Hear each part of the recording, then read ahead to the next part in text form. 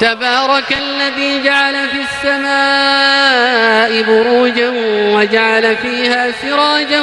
وقمرا منيرا وهو الذي جعل الليل والنهار خلفة لمن أراد أن يذكر أو أراد شكورا وعباد الرحمن الذين يمشون على الأرض هونا وإذا خاطبهم الجاهلون قالوا سلاما والذين يبيتون لربهم سجدا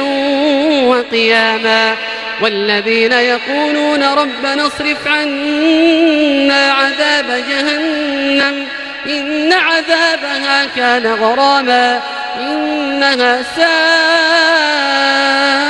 ساءت مستقرا ومقاما والذين إذا أنفقوا لم يسرفوا ولم يقتروا وكان بين ذلك قواما والذين لا يدعون مع الله إلها آخر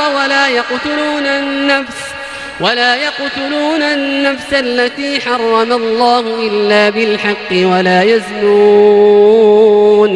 ومن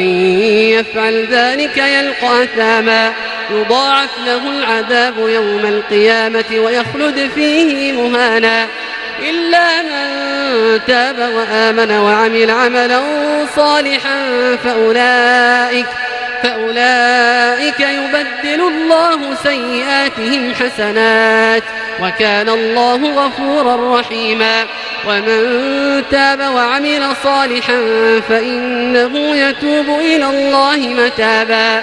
والذين لا يشهدون الزور وإذا مروا باللغو مروا كراما والذين إذا ذكروا بآيات ربهم لم يخروا عليها صما وعميانا والذين يقولون ربنا هب لنا من أزواجنا وذرياتنا قرة أعين واجعلنا للمتقين إماما أولئك يجزون الغرفة بما صبروا ويلقون فيها تحية وسلاما خالدين فيها حسنت مستقرا ومقاما قل ما يعبأ بكم ربي لولا دعاؤكم فقد كذبتم فسوف يكون لزاما الله أكبر.